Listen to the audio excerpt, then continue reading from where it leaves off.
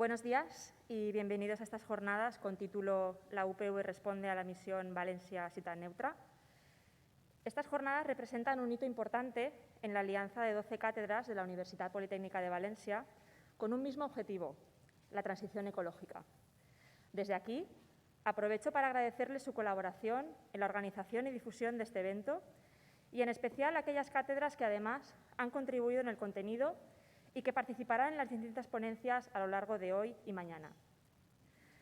Finalmente, quisiera agradecer su apoyo al Vicerrectorado de Desarrollo Sostenible de los campus y a los financiadores de estas jornadas, las naves Valencia, Clima y Energía, Escuela Técnica Superior de Ingeniería Industrial, Instituto Universitario de Ingeniería Energética e Impacte, quienes han impulsado la celebración de este evento.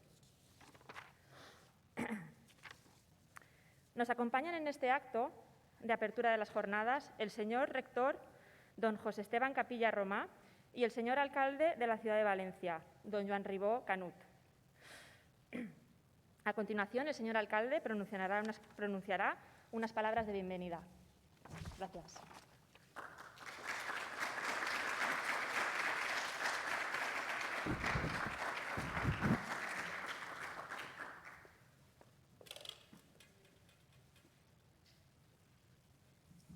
Buenos días.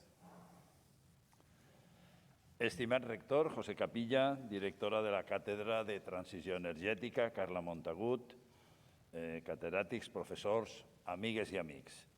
És per a mi un veritable plaer participar en aquesta jornada a la que adreçarem una qüestió tan rellevant per al nostre futur, com és la neutralitat climàtica de València i, sobretot, com la Universitat Politécnica de València i la ciutat podem anar de la mà per fer front conjuntament el que podem considerar un dels principals reptes de la ciutat per al nostre futur més immediat. El canvi climàtic suposa un repte global en què les ciutats estem cridades a exercir un paper fonamental. A Europa ocupem només un 4% del territori, però suposem més del 75% dels habitants. A nivell mundial concentrem més del 65% del consum d'energia i generem més del 70% de les emissions de diòxid de carboni. Com va dir ja fa un temps Ban Ki-moon, exsecretari general de les Nacions Unides, la batalla pel desenvolupament sostenible la guanyarem o la perdrem a les ciutats. I és que les ciutats concentren tots els grans reptes vinculats al canvi climàtic: mobilitat, consum d'energia, residus, contaminació de l'aire, alimentació, creixement continu, però al mateix temps som els grans espais d'oportunitat on implementar les solucions. A més, les ciutats tenim un gran efecte tractor sobre el territori, per a bé o per a mal. Els canvis que introduïm tenen un efecte important en el nostre entorn. En aquest sentit, l'Acord de París de 2015, l'Agenda 2030 i l'Agenda Urbana ens marquen una sèrie de directrius per a orientar la transició ecològica de les ciutats, quant a la transformació cap a una economia verda i digital per a incrementar el potencial de generació d'ocupació i el desenvolupament d'un nou model de ciutat basat en la inclusió, l'equitat i la justícia social. Per tant, quan pensem en la transició climàtica, ho hem de fer pensant no només en fer ciutats habitables, sinó, sobretot, en fer ciutats desitjables, ciutats on les persones puguen viure millor. Per això, la nostra estratègia urbana, València 2030, posa la qüestió climàtica en el centre per a repensar la ciutat des de 6 mirades complementàries. La ciutat saludable, lliure de contaminació, amb espais verds, a l'abast de tothom, que garanteix una alimentació saludable. La ciutat sostenible, compacta i de proximitat, que camina, va en bici o en transport públic, que avança en l'economia circular i produeix l'energia que consumeix de forma renovable. La ciutat compartida, amb equitat entre les persones i els barris. La ciutat pròspera, on la transició ecològica és el motor de la generació d'ocupació, la ciutat creativa, de la innovació i el disseny, de la tecnologia orientada a la sostenibilitat, i la ciutat mediterrània, que des de la seva idiosincràsia desenvolupa el seu propi camí cap a la neutralitat climàtica. Però l'últim informe del grup intergovernamental d'experts en canvi climàtic, publicat este mes d'agost, planteja motius per a la preocupació i resulta molt clar i contundent. A nivell global, en matèria de canvi climàtic, no estem fent prou i, sobretot, no ho estem fent prou ràpid. Diu textualment: si les emissions de gasos d'efecte hivernacle no es redueixen de manera immediata, ràpida i a gran escala, limitar l'escalfament prop de 1,5 graus centígrades serà un objectiu inabastable. L'escenari més probable en el que es situa l'escalfament global és una forquilla de 2 a 4,5 graus centígrades. Amb 1,5 graus, més els esdeveniments de calor extrema seran 4 vegades més probables. Amb 2 graus s'arribarà als llindars crítics per a la salut. El repte, per tant, no és només que les ciutats arriben a ser climàticament neutres, sinó que ho facin el més prompte possible. La situació d'emergència climàtica és real. Cal accelerar la transició urbana a la sostenibilitat. Amb aquesta filosofia, la Comissió Europea va llançar la seva política d'innovació orientada a missions, que aspira a orientar tots els esforços de la innovació als grans reptes i necessitats de la societat i la ciutadania, i que va ser la inspiració per al programa Missions València 2030. La primera de les missions que ha proposat és precisament la d'arribar a 100 ciutats europees climàticament neutres per al 2030. L'objectiu no és altre que promoure i demostrar que 100 ciutats europees poden accelerar la seva transformació per a la neutralitat climàtica al 2030, considerant que l'objectiu global s'estableix al 2050. Per tant, aquestes 100 ciutats han d'actuar com a espais d'innovació, experimentació i aprenentatge per a servir de demostradors i preparar el camí a la resta de ciutats europees. En el cas de grans ciutats com València, la Comissió Europea considera el concepte de ciutat no com un tot, sinó com una sèrie de barris, districtes o zones d'especial interès, que hauran de complir un conjunt de condicions i requeriments per assolir de manera progressiva els objectius de neutralitat. A València ens hem fet ressò de la missió. València vol ser una d'aquestes 100 ciutats punta de llança contra el canvi climàtic i ho ha estat fruit d'un gran consens polític i social. Primer, farem tot un procés de diàleg amb la ciutadania, les empreses, altres institucions públiques, la societat civil i l'acadèmia per a formular un marc de treball orientat a missions. Després presentarem al ple municipal la proposta de postular-nos per a ser una de les 100 ciutats europees climàticament neutres i ho aprovarem amb una amplíssima majoria, incloent el suport dels dos principals grups de l'oposició. Finalment, incorporarem la missió al marc estratègic de la ciutat i el dotarem d'eixa dimensió estratègica i global imprescindible, perquè sabem que la consecució de la missió no sols dependrà de les polítiques d'innovació, sinó de tot el conjunt de polítiques públiques a la ciutat. És un esforç estratègic de caràcter transversal.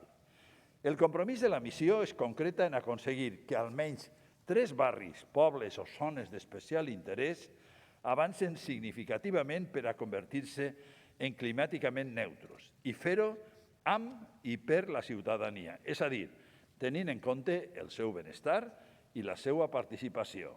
Això ens ha de portar a articular transversalment totes les polítiques públiques i concretar la necessària col·laboració pública, privada i social, per a poder desplegar actuacions integrades en matèria d'energia, producció de renovables, eficiència energètica, educació i conscienciació, comunitats energètiques.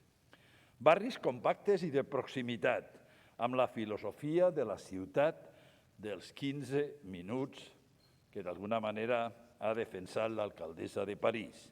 Mobilitat basada en el transport públic i els itineraris per a vianants i ciclistes. Recuperació de l'espai públic per a les persones que incorpore el model de les superilles. Renaturalització i biodiversitat de la ciutat amb solucions basades en la naturalesa per a compensar els efectes d'illa de calor i connectar amb el territori. Gestió eficient de l'aigua i els residus. Economia circular, comerç de proximitat i alimentació sostenible. Estos barris seran per a nosaltres els demostradors claus del nostre model de ciutat descarbonitzada.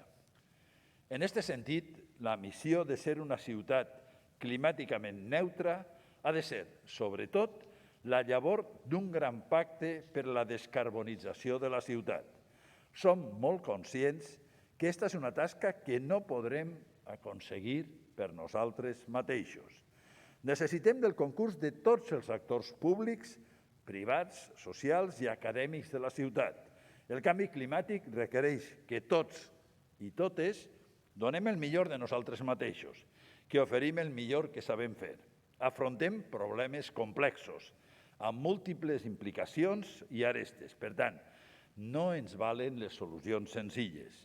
És el moment d'anar més enllà de declaracions genèriques i assolir compromisos i accions concretes per a descarbonitzar la ciutat.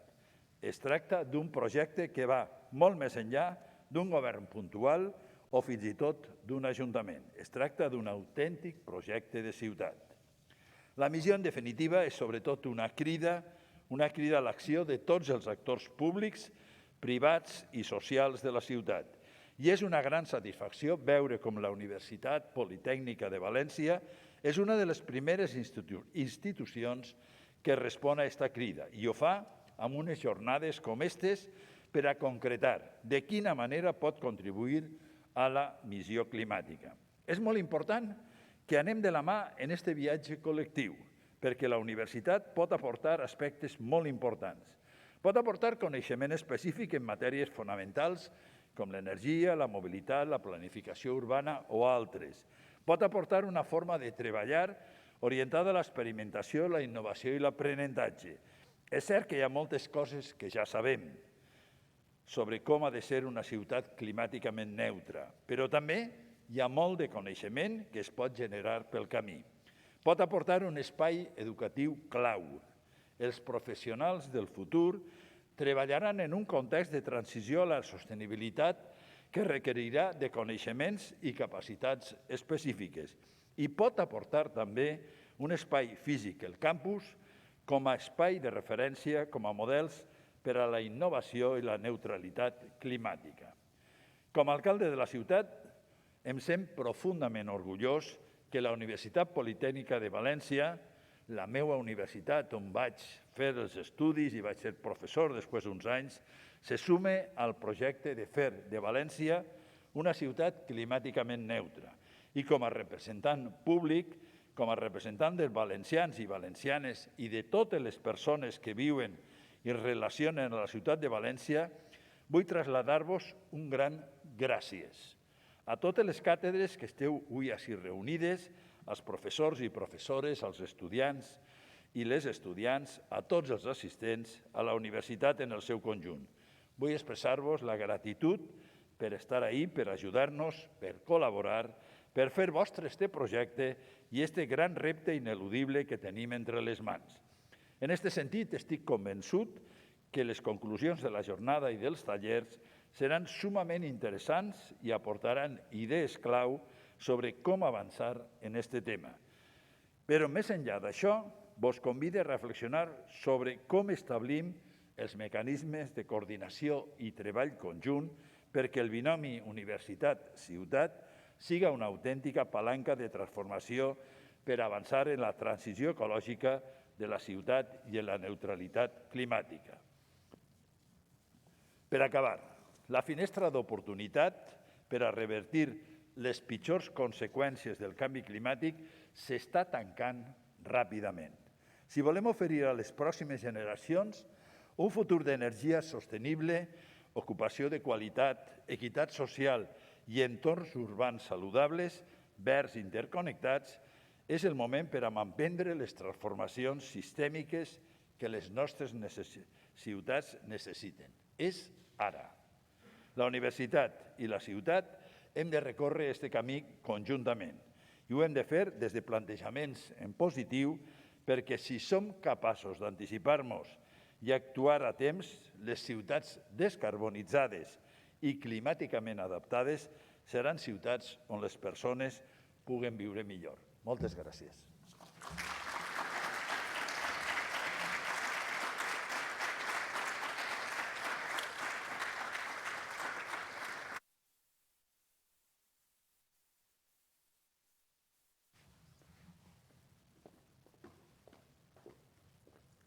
Muchas gracias.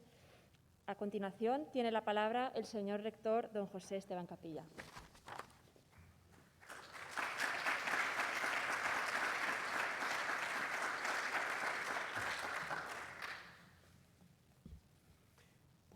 Buenos días a todos y a todas, señor alcalde, vicerrectora, directora de la cátedra, directora de la Escuela de Industriales, autoridades académicas, amigas, amigos.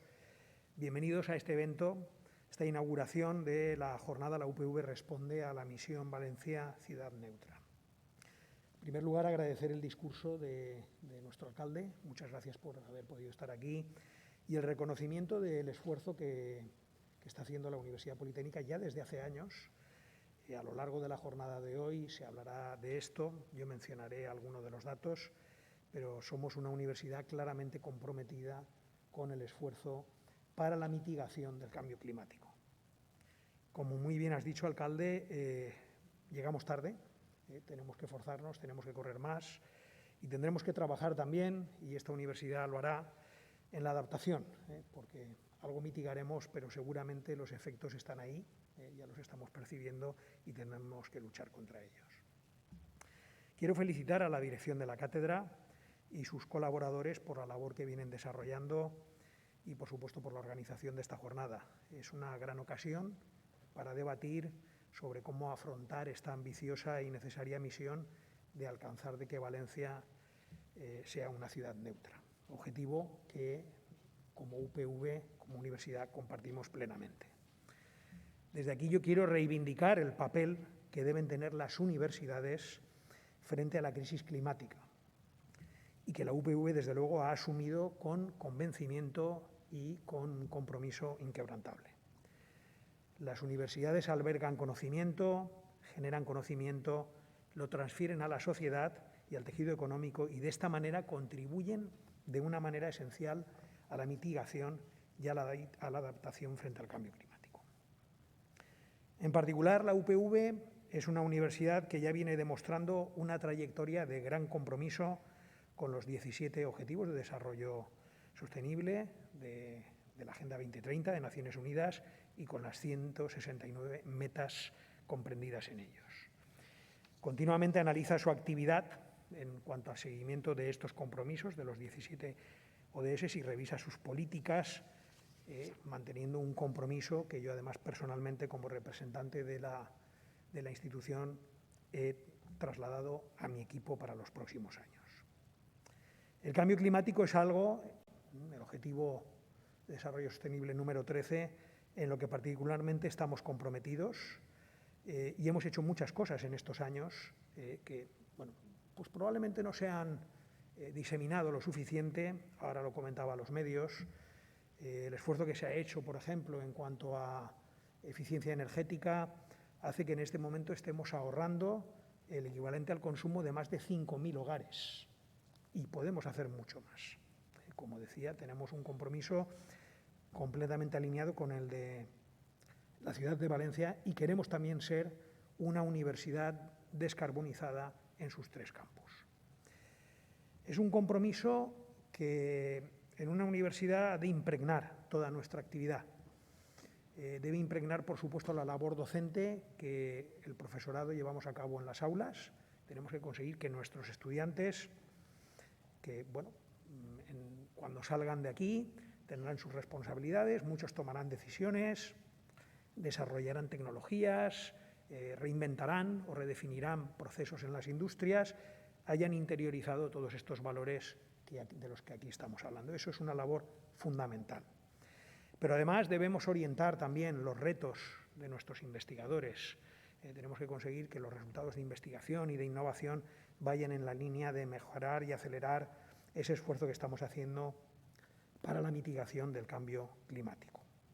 La transferencia, por supuesto, y tenemos que tener presentes todas estas cosas en nuestros planes estratégicos y ambientales, y lo estamos haciendo.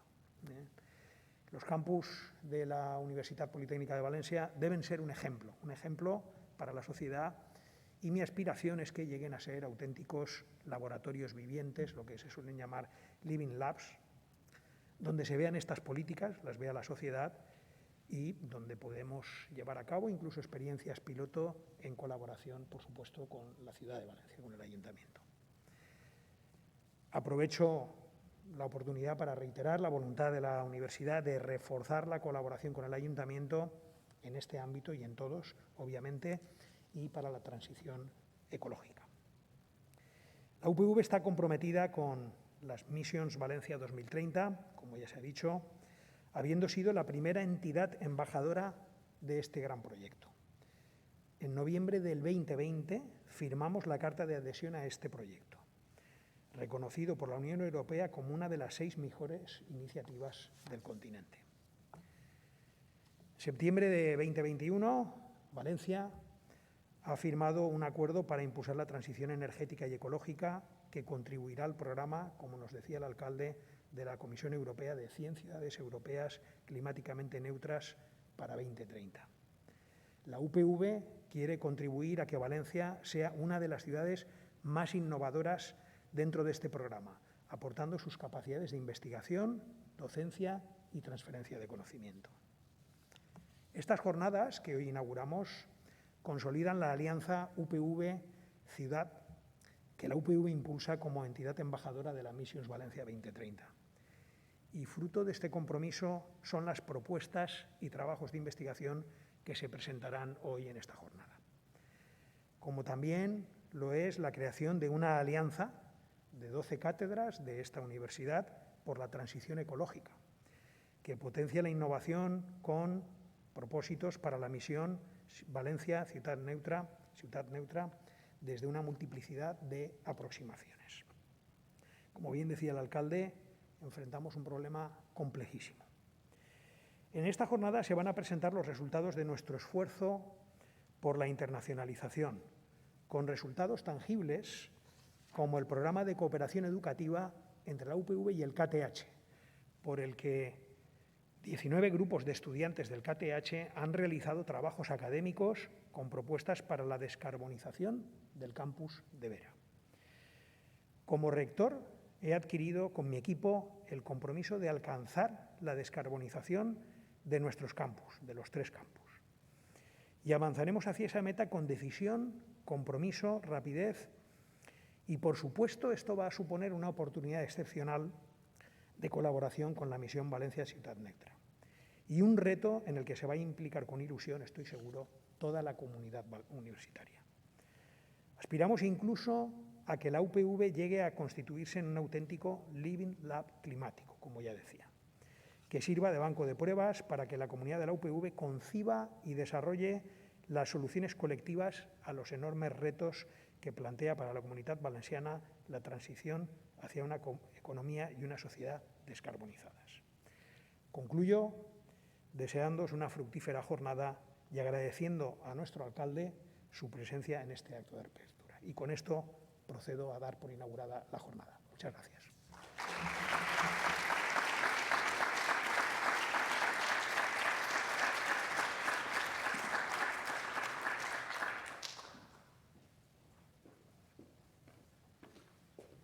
Muchas gracias, señor rector. Gracias, señor alcalde, por su presencia y su tiempo.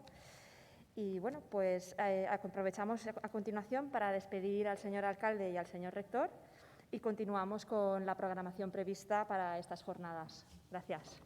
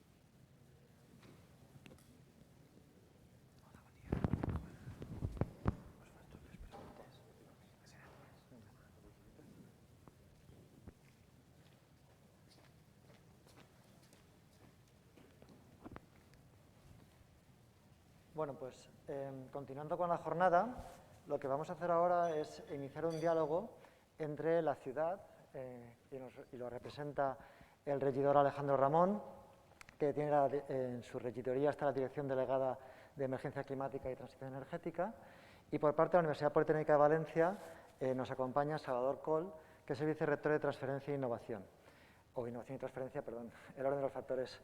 Entonces, ambos están en una posición, digamos, privilegiada o muy importante para desde sus instituciones poder dialogar entre ellos y tratar los temas que interesan a esta jornada. Si os parece, os voy a dirigir unas preguntas a cada uno y de esta forma podremos ir intercambiando impresiones, pero también me gustaría que os sintierais cómodos en algún momento para replicar o para puntualizar, si queréis, sobre lo que dice vuestro contertulio o vuestro acompañante. Entonces, la primera pregunta sería para Ramón y para Alejandro Ramón. Me gustaría preguntarte qué significan las misiones que habéis aprobado o que estáis impulsando desde la Ciudad de Valencia, la primera que se ha aprobado en pleno, y por qué son tan importantes para el futuro de la ciudad.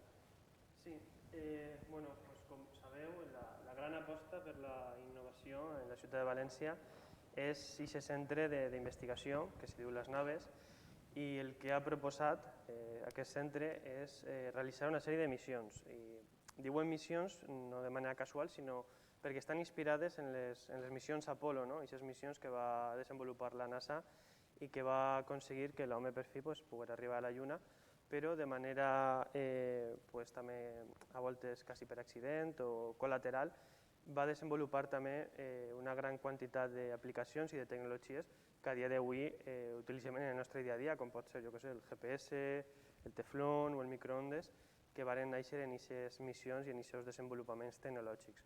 Ara el que planteja Les Naves és també una sèrie de missions que s'apliquen a la ciutat de València, però també buscant aquesta repercussió en tots els àmbits de la vida, no només en aquest en el que se centren. I en aquest sentit, la primera de les missions que han plantejat se diu València Ciutat Neutra i està dedicada a la descarbonització de la ciutat de València.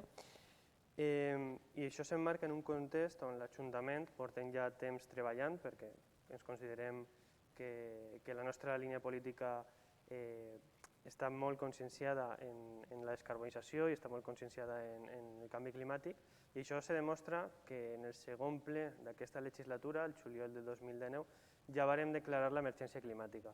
però també perquè estem adherits al PACES i hem desenvolupat aquest plan per a l'energia i el clima sostenibles, on s'han compromès a una sèrie d'objectius, com són, per exemple, reduir els gasos d'efecte hivernacle en un 40% o també l'ús d'energia renovable arribar fins a un 30% abans de 2030. Per tant, són objectius que estan en blanc sobre negre i que l'Ajuntament de València tindrà que abordar.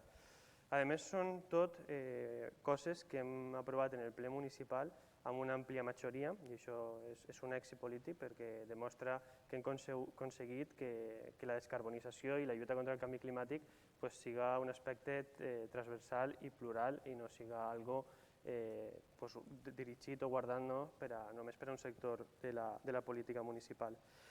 I després també la importància de València.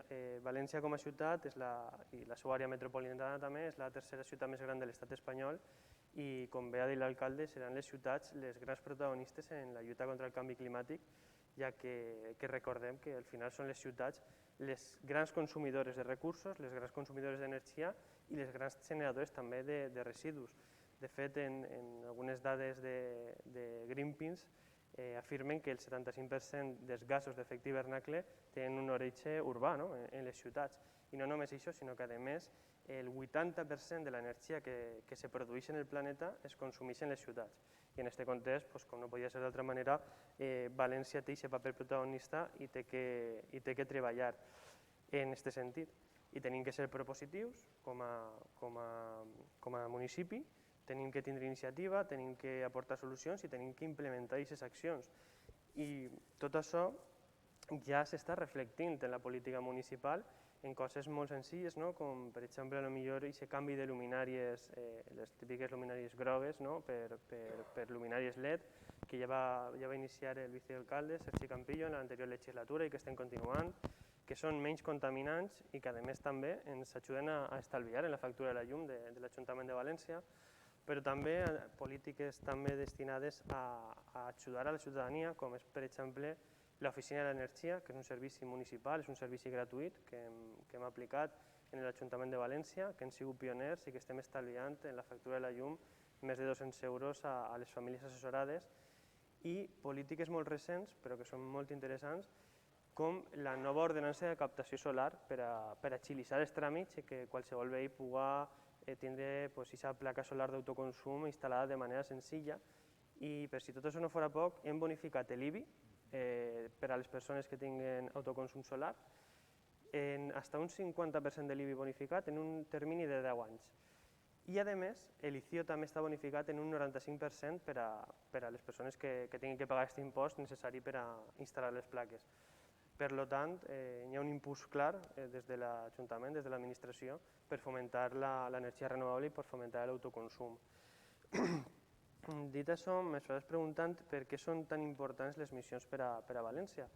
Dins d'aquest marc, al final, el que pretenim en les missions és millorar la qualitat de vida de les persones i al final també la salut, perquè, per exemple, si actuem en un barri i apostem per la infraestructura verda, plantem aquests arbres que són tan necessaris, creem un refugi climàtic, al final la sensació tèrmica de les persones que van a viure ahí és millor, van a estalviar, van a gastar menys energia per a refrigerar i per a calentar les seues cases i també reduint coses, per exemple, els cols de calor per aquest ús de l'arbrat.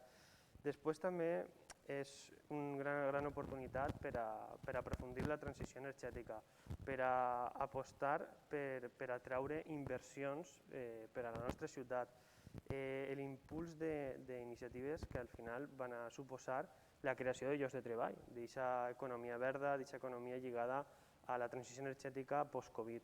I al final perquè va ser un impuls a la investigació, va ser un impuls a la innovació en la nostra ciutat. I en aquest sentit, com no podia ser d'altra forma, tenim també a la Universitat Politècnica de València que ha recogido el guante i s'ha postulat com aquesta entitat ambaixadora que és a dia d'avui un suport imprescindible per a nosaltres per a que la ciutat pugui arribar per fi a aconseguir tots aquests reptes dels que estic parlant i els que ens anem a enfrontar en un futur molt pròxim. Muchas gracias. La verdad es que transmites un entusiasmo que es contagioso, así que muchas gracias. Estas misiones están sucediendo en un contexto en el que la Unión Europea también está apostando por misiones y nos manda un mensaje a los investigadores, a las organizaciones que hacen investigación. Además, venimos también de un programa anterior que había apostado por las ciudades. Entonces, yo no sé muy bien todavía si esto va a continuar, pero parece que ciudades, misiones, está dentro de las nuevas políticas de investigación. Me gustaría preguntarle entonces ahora a Salvador Coll sobre su opinión sobre esta apuesta de la Unión Europea por las misiones como forma de vertebrar o de estructurar la innovación y la investigación. Sí, este nuevo paradigma, ¿no?, de orientación de la actividad innovadora de las sociedades, ¿no?, basado en misiones, yo creo que es extraordinariamente interesante y potente, ¿no?, porque por un lado nos permite preguntar a la ciudadanía y elaborar esas misiones, esos grandes objetivos como sociedad de una manera participativa, porque hablamos un lenguaje que entendemos todos, ¿no? Todos podemos entender que queremos combatir el cáncer o luchar contra el cambio climático, regenerar las aguas, regenerar nuestro suelo. Son mensajes que la ciudadanía entiende, más allá de investigar un nuevo metamaterial nanométrico poroso para cualquier aplicación tecnológica, ¿no? De manera que permite, por un lado, generar ese feedback de la sociedad hacia la elaboración de esos grandes objetivos. Por otro lado, permite que investigadores o agentes en el ecosistema de innovación de cualquier ámbito podamos poner foco de una manera clara, porque percibimos, todos entendemos la misión fácilmente y podemos analizar desde nuestra parcela cómo podemos contribuir y podemos alinear esos esfuerzos. Y al mismo tiempo también podemos medir el grado de cumplimiento, ¿no?, de esas misiones, ¿no?, en terceros, en tercera persona o también en primera persona.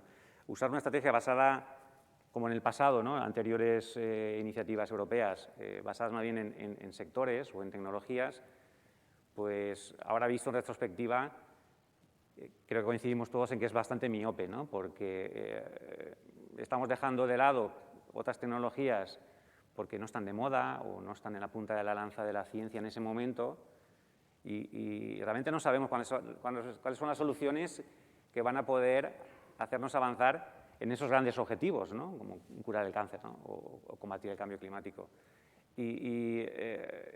La misión nos permite tener un foco, digamos, que puede abrazar, ¿no?, soluciones vengan de donde vengan, ¿no? Y ese es un elemento muy positivo, porque no nos dejaremos a nadie fuera. No sabemos de dónde van a llegar las soluciones más disruptivas. Posiblemente estén fuera de lo planeado, ¿no?, estén fuera del planeado. Entonces, el enfoque de misiones permite actuar de esta manera. Y como organización, ¿no?, como universidad, como UPV, como Universitat Politécnica de Valencia, pues nosotros que somos una organización que construye conocimiento y genera talento, pues podemos actuar, vamos a actuar de dos maneras, ¿no? En primera persona, como organización, hemos de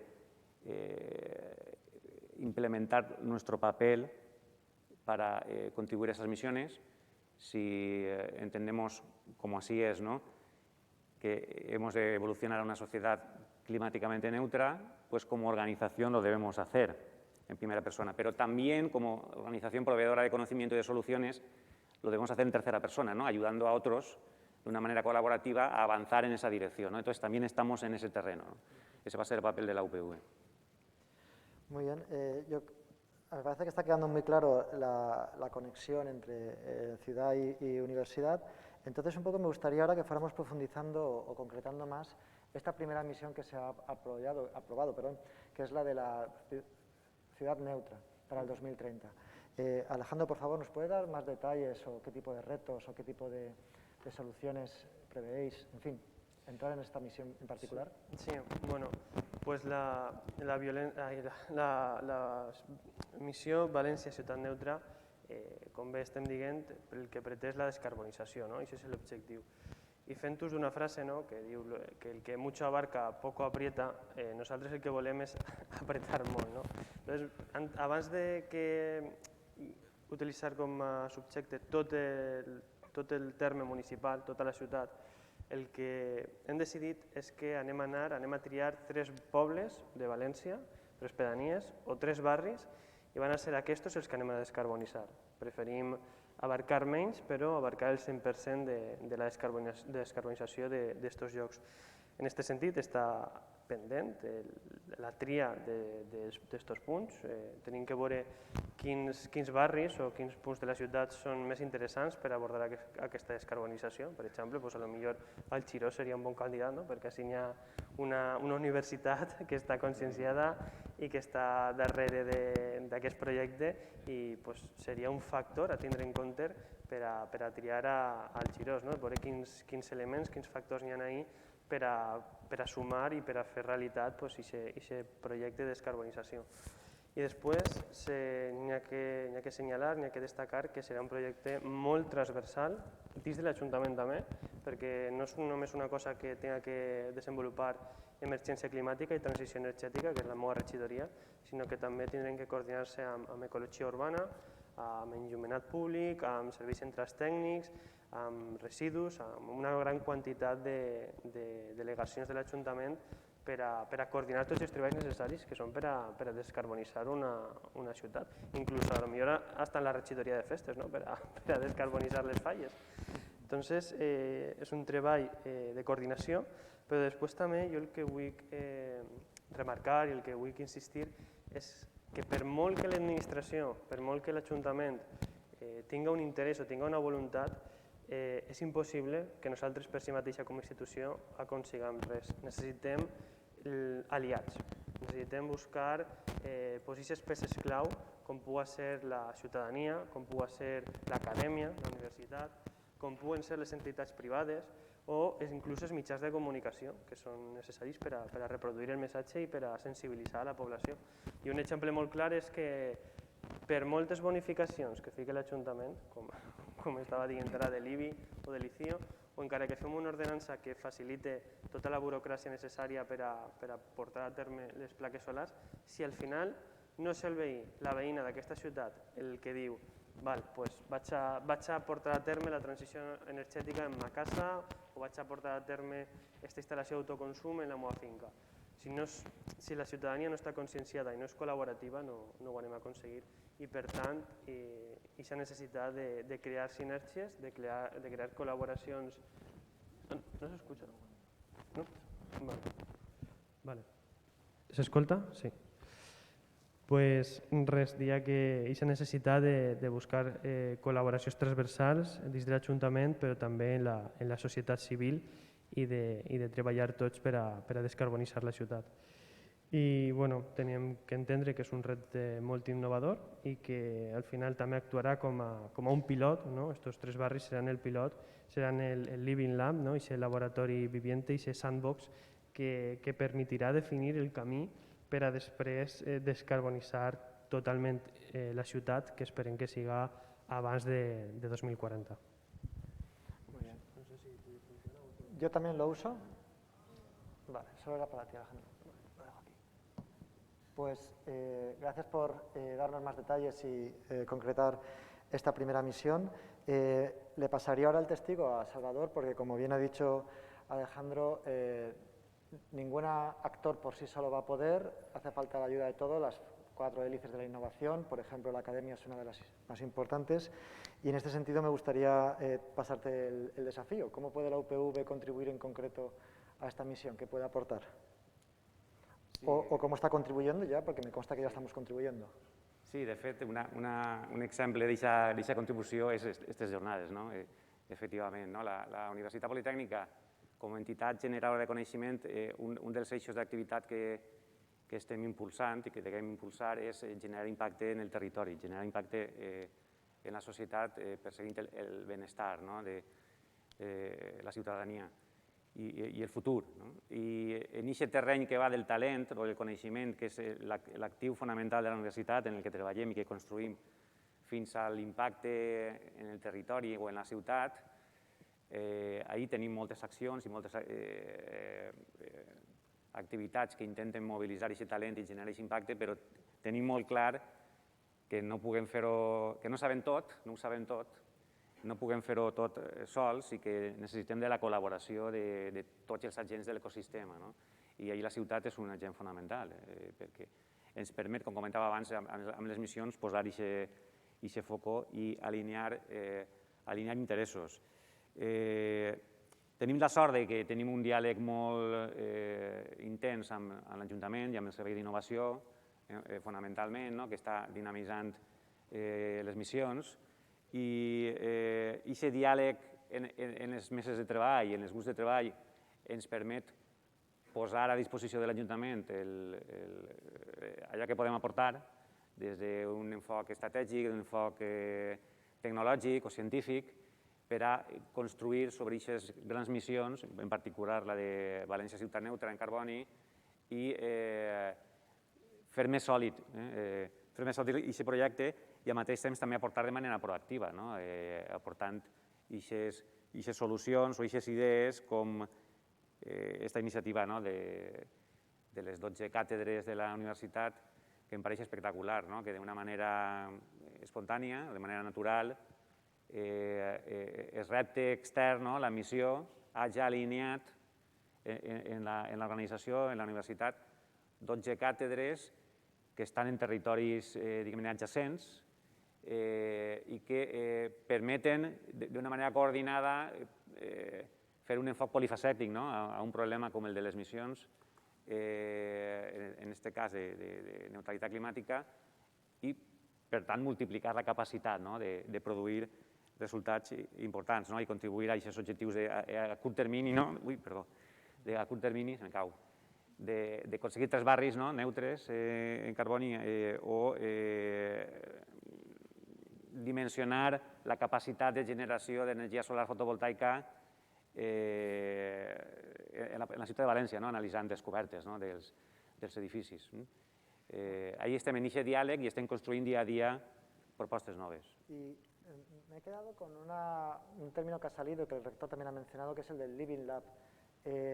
¿Cómo lo ves de factible? Porque para nosotros sí sería una gran oportunidad poder poner en marcha, aunque fuera a pequeña escala, algunas de las iniciativas que luego se pueden replicar en la ciudad, desde compartir recursos hasta la generación, como tú mencionabas, con renovables, pasando por digitalización y compartir datos, inteligencia artificial. ¿Qué potencial ves? ¿Crees que sé que el campus tiene sus problemas y sus límites de trabajo, etcétera, pero ves viable que podamos desarrollar esto? Totalmente. Yo creo que la universidad desde ya nos ofrecemos para que la ciudad nos use como territorio de experimentación. Ponemos a su disposición todas nuestras capacidades, todas nuestras infraestructuras y nuestros, en este caso, campus de Vera, pero también el campus de Alcoy y campus de Gandía. Y ahí, yo creo que un elemento importante, seguramente hay muchos más, pero un elemento importante sería tener una legislación que permitiera crear sin las restricciones de la vida convencional o de abrir un negocio en la calle Colón. Necesitamos una legislación para ese Living Lab, aunque sea una zona acotada del campus, no todo, lo ideal sería que fuera todo, pero que tengamos una legislación que nos permita experimentar, construir una vivienda que sea resiliente, resistente a terremotos, que sea climáticamente neutra, sin tener que pedir una licencia de obra convencional, porque ahí no va a vivir nadie, ni va a ser un...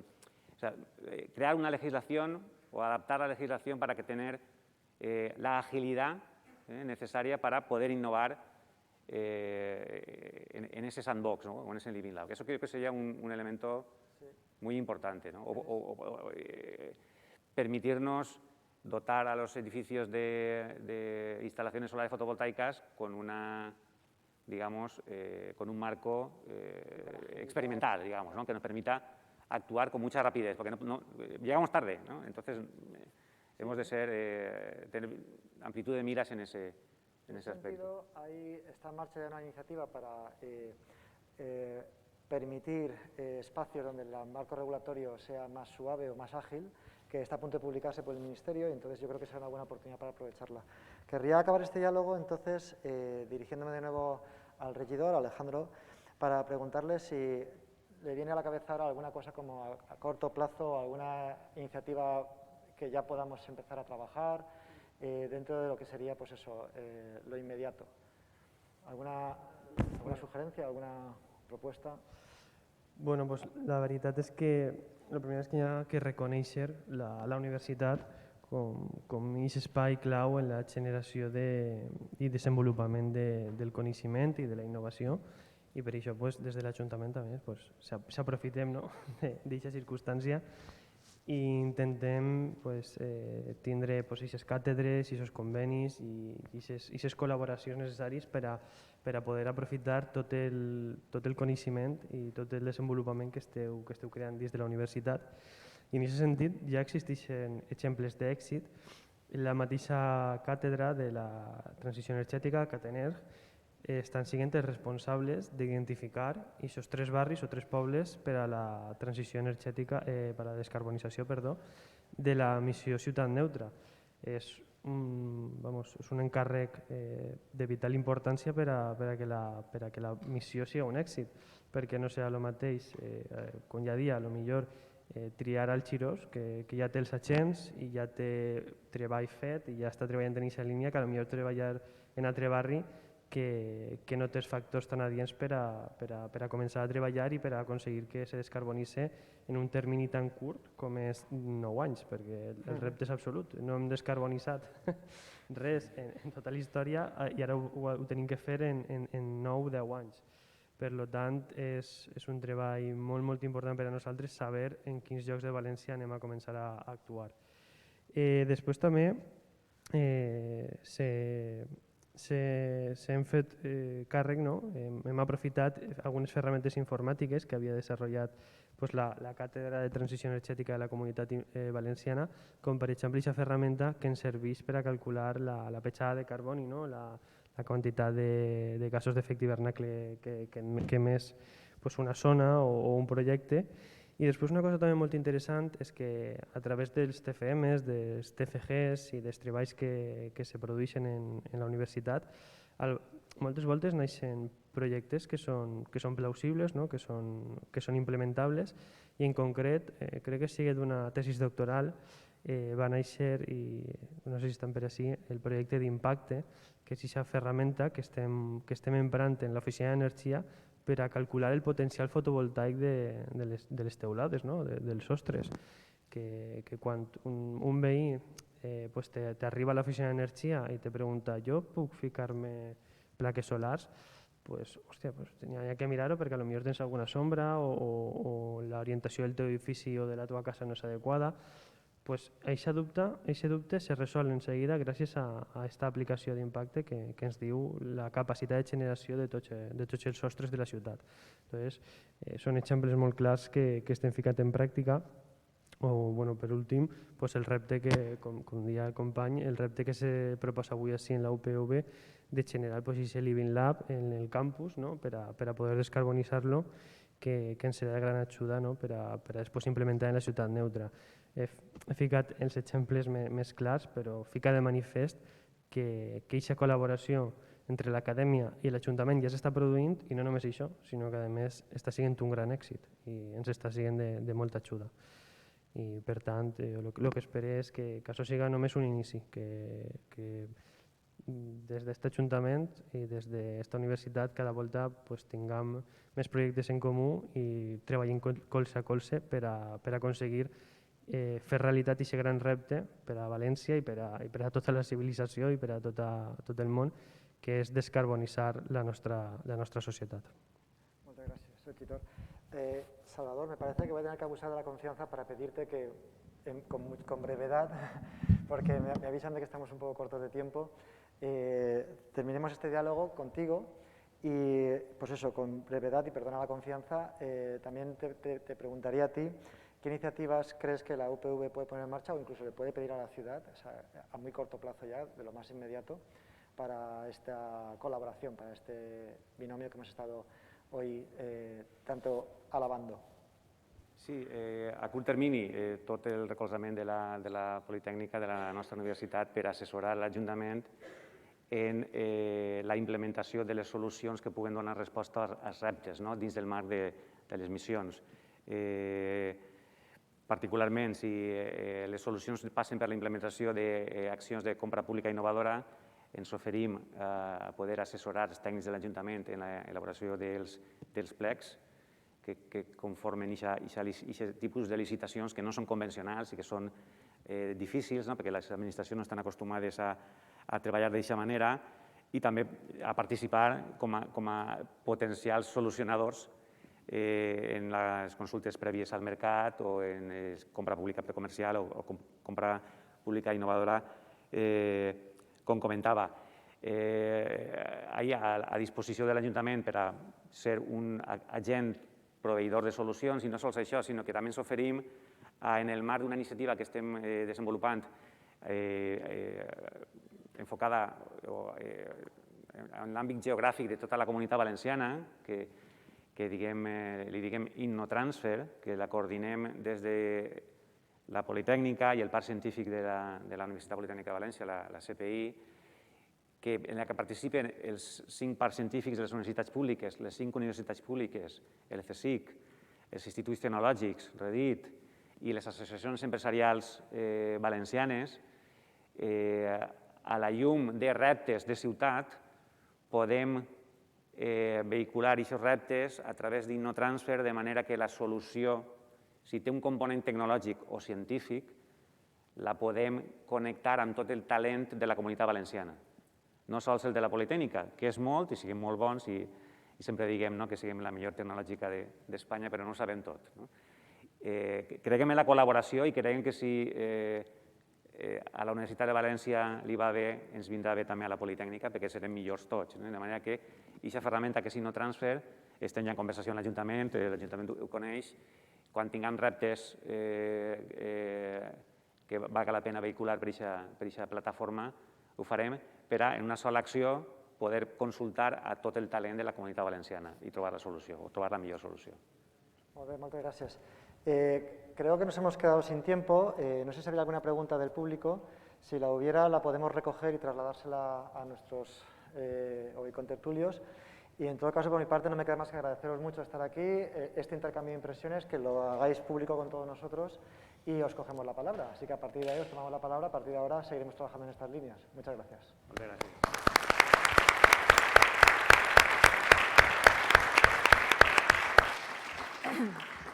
Bueno, pues muchísimas gracias por este diálogo inspirador. A continuación vamos a continuar con el programa de las jornadas. Entonces despedimos al concejal Alejandro Ramón y el vicerrector Salvador Coy. Muchísimas gracias.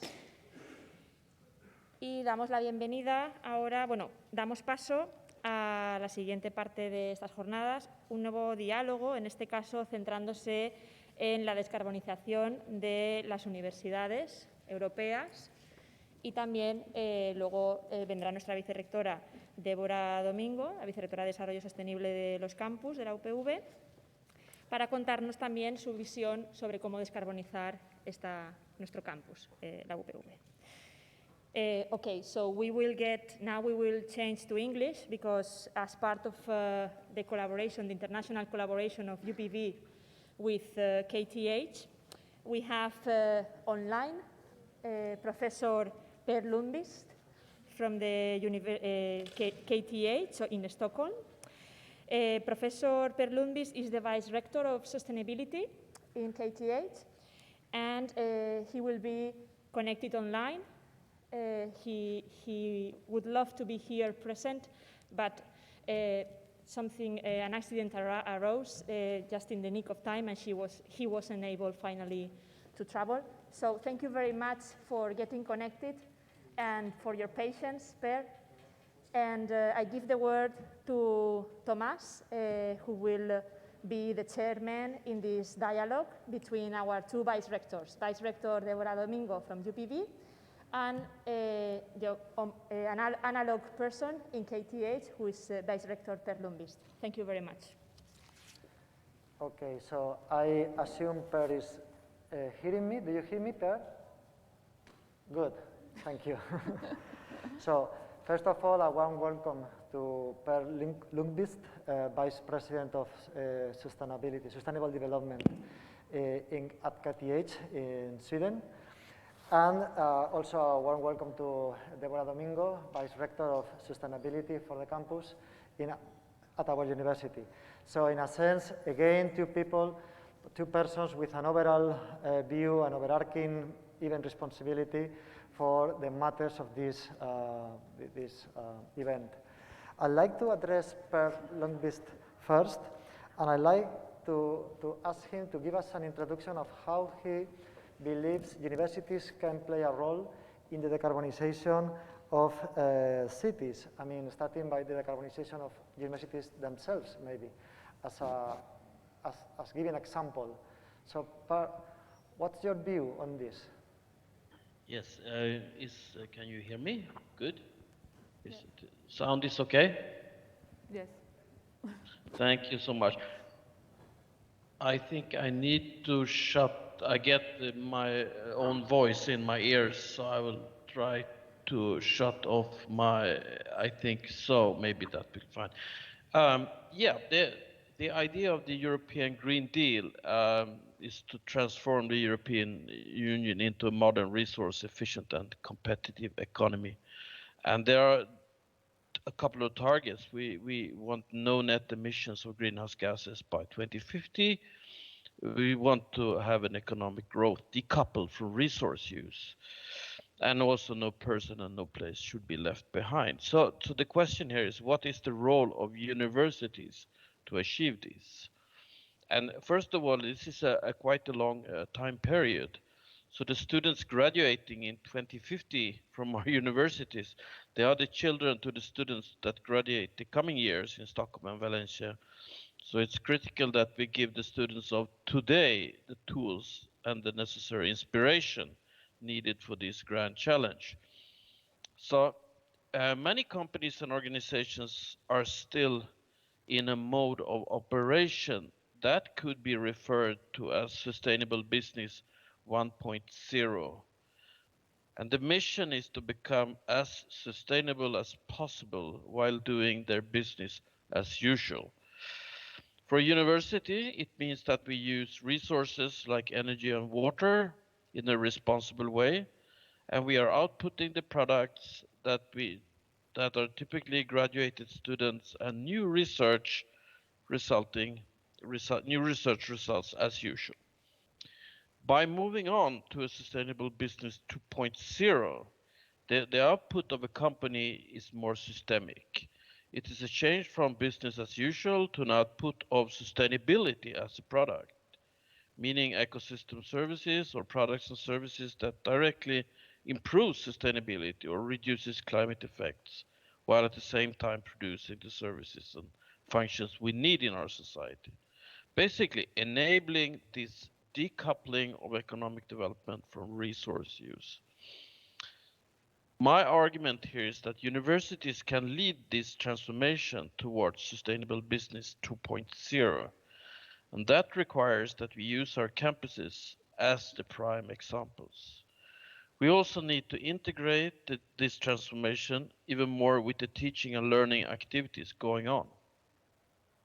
We can use the campus as so-called living laboratories, and an experimental mindset must be picked up.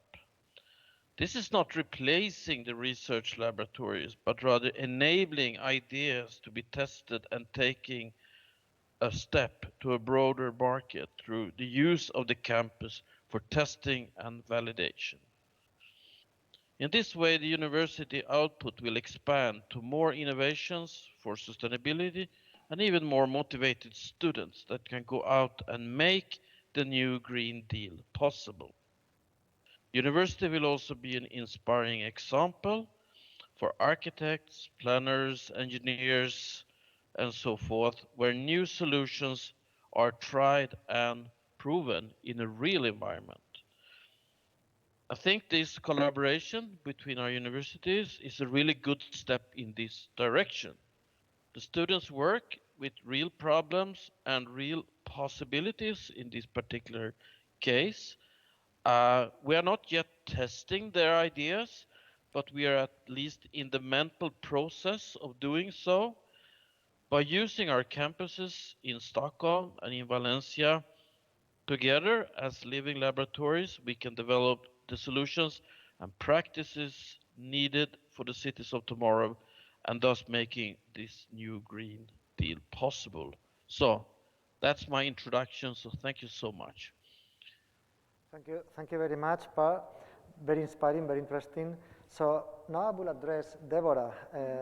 I'd like to know also how it's, what's the view from UPV? What are the projects or what are the activities you are promoting in this context? Okay, thank you very much. Hello, Per, I didn't say anything. It's a pity you are not here today. Yeah. First of all, thank you for inviting me to share this information with you. What I'm going to present, although something failed, the presentation is not on the screen. What I'm going to present is a quick overview about what we intend to do in the following 4 years, because, sorry, I'm so sorry.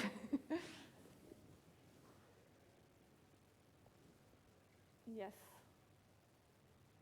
Because we are starting, in a way, a new period in the university with a new team and a new vice-rectorate, I thought that it was probably like a good beginning to start by this quick overview. Of course, this is in continuity with all the work that has been done before.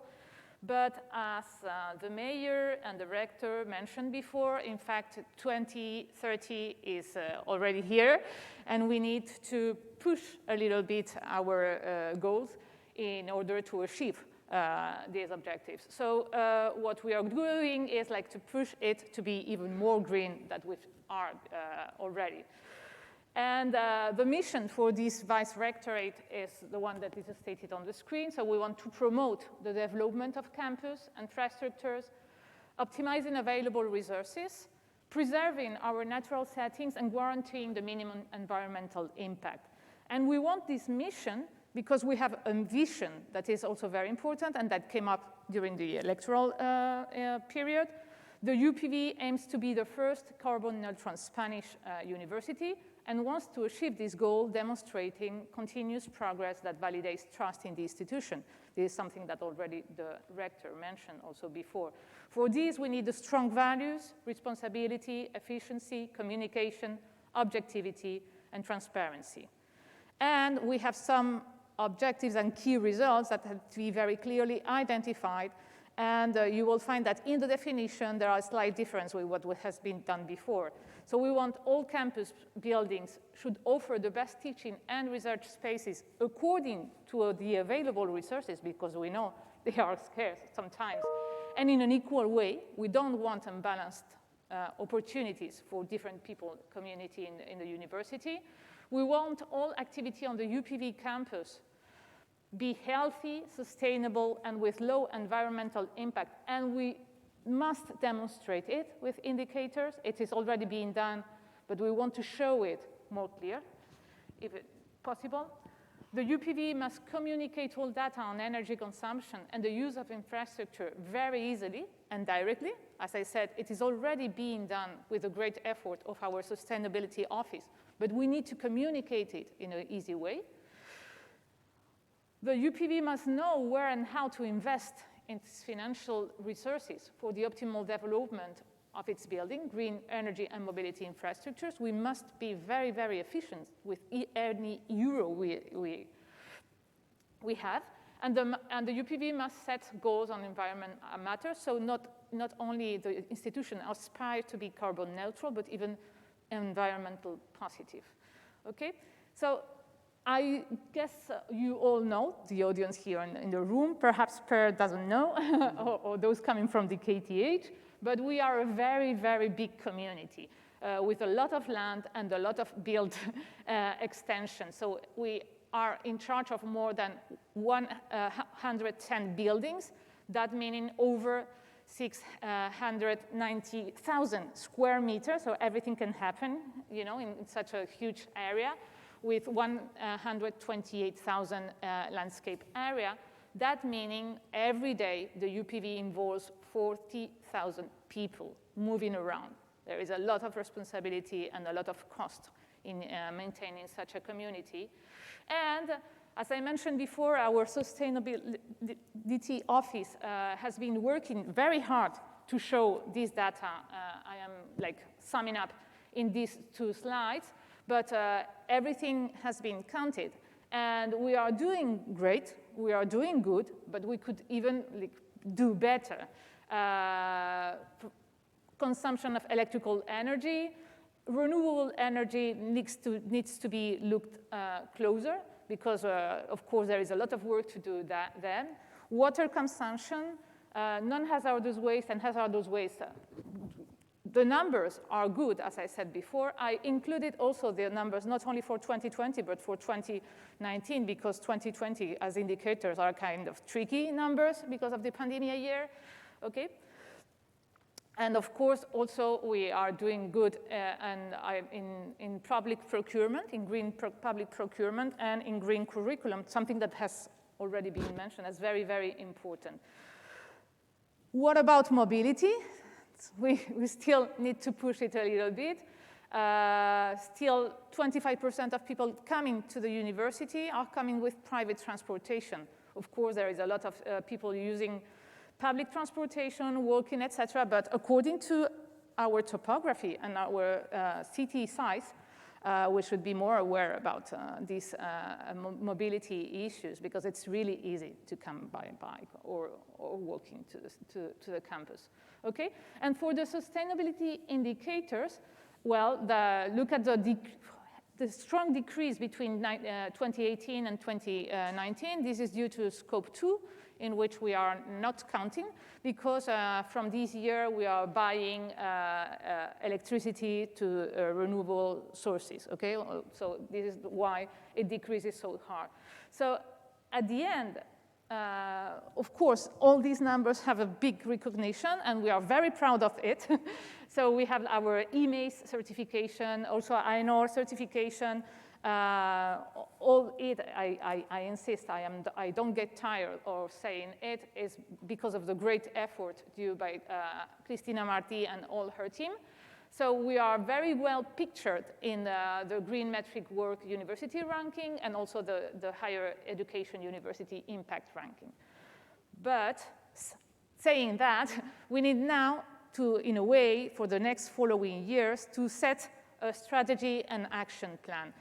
A strategy and action plan that will have like all the ingredients for the good recipe, let's say like this, that is very transversal, very interdisciplinary, and that needs to be planned according to, in my opinion, I mean, the two main offices that we have in the vice-rectorate, the one on infrastructure, building infrastructure or build environment, and green transition or green infrastructures, plus this transparency that we want to achieve, plus this certification on carbon neutrality that has been set as a goal itself.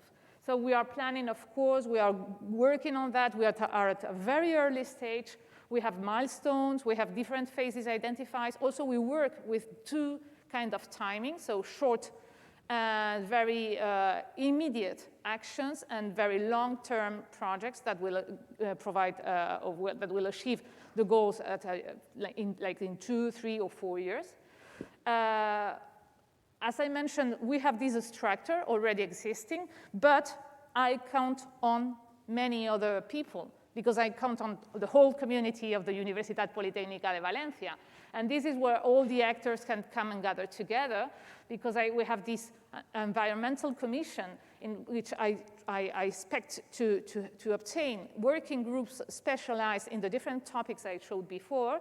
Of course, this strong alliance between the 12 chairs for sustainability that are responsible today for the event, and of course all the agreements with institutions, not only the Ayuntamiento de Valencia, the City Council, but also Generalitat Valenciana and the companies and all these opportunities, as Salva Coy mentioned before. So for me, this is the key point for start creating the Living Lab.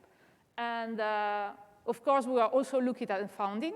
So and I think this is a sweet moment for that, because there's a lot of possibilities coming from this Horizon Europe next generation frameworks that are going to help us in the greening of the university and the energy efficiency of implementation. And I believe that is all, because we can go into details afterwards. Thank you very much. Okay, thank you very much. very interesting indeed and very comprehensive. I mean, I think we get a whole picture of what's going on. So now I'd like to pass it to Per, because now that, well, maybe we can see Per later. Yes. Per is still there. Yeah, no. So. Only to feel he's with us. Okay, Yes. here's Per. Hello, Per, we see you again. Good. So after Per introducing us to the role of universities in this Green Deal new program, and then you, Deborah, giving us an overview of what UPV is doing, I'd like now to have a comparison or a contrast by asking Per about the live-in lab at KTH. And now this is a very important bet or program of the university, and I'm sure we can learn a lot from their experience. So please, Per, could you give us more detail? I mean, you already have introduced the live-in lab, but could you give us more detail and some facts about this lab? Yeah, thank you. First, I have to congratulate UPV for the achievements and the plans as presented by Vice Rector Domingo. So it looks very promising.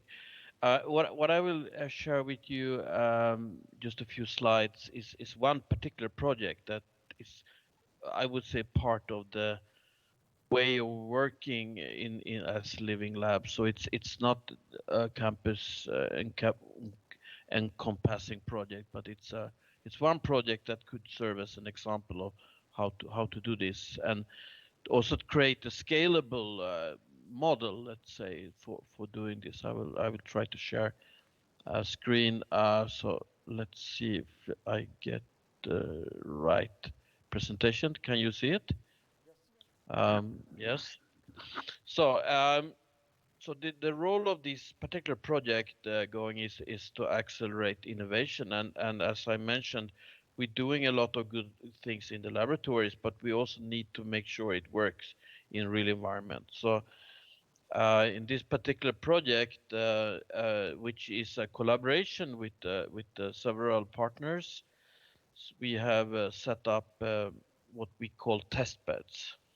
So the test beds are working as different types of let's say living laboratories. So the one to the left is where we try out different apartment structures for student housing, where we can test how to get organized, let's say how to live in the compact spaces and so forth. And the one in the middle is student housing, where we have 305 students in a housing complex, where we can try out other things. They are all equipped with measurements, but they're not as much as the example to the left, but still we can test different types of ways to minimize electricity or water usage and so forth. And the one to the right is a new house built together with our landlord in Sweden. We are renting our houses from a state-owned property company called Akademiska Hus, which is also partner in our centra. So the building to the right is a new building for education, and that one is also connected to our the system where we up to the right, the blue square is showing basically that we are also building a data pool. So we are trying to have the test beds, the core labs, but we can also connect other projects. We are starting a project in another city, Uppsala, where we are helping out to collect data and monitor. So we are building an infrastructure that can be expanded to include more buildings and more projects and so forth. So just a blow up of this test bed that we are now testing, and hopefully the configuration we have now will be built in 6,000 apartments. So it's a huge scale up from this experimental part here that has been tested 3 different configurations.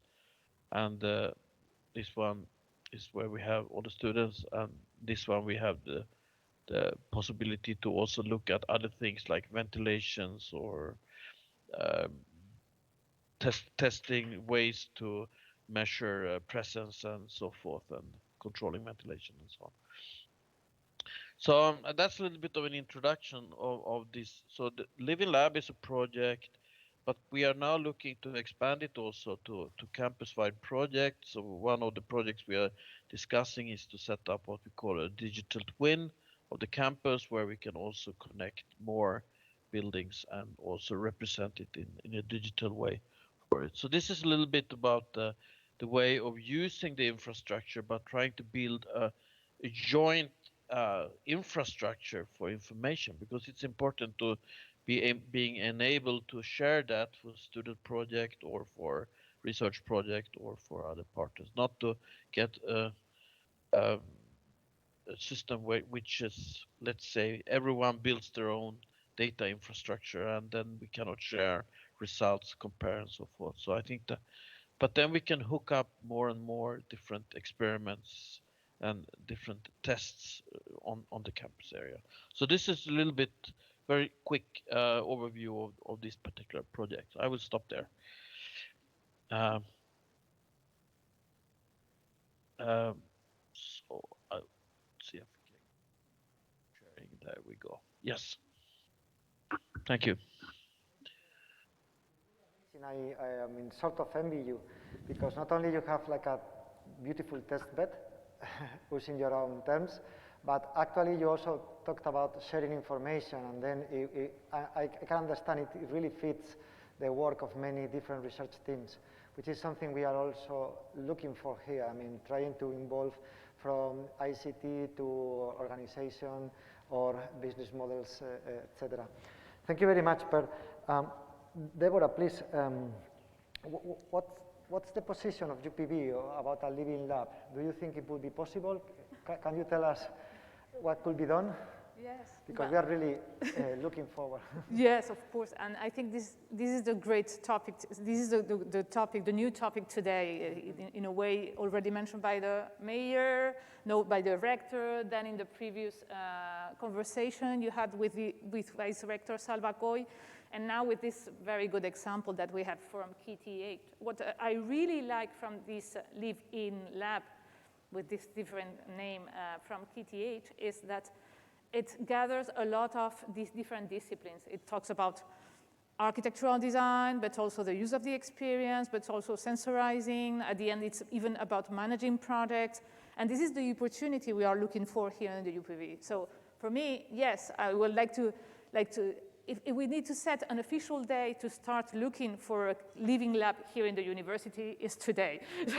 It's today, why not? I mean, of course, it's a very early idea for us, but I think we have the perfect ground, because we are a polytechnical university, so we have all the knowledge that comes together, also aligned with this new Bauhaus, new European Bauhaus. So we are sustainable.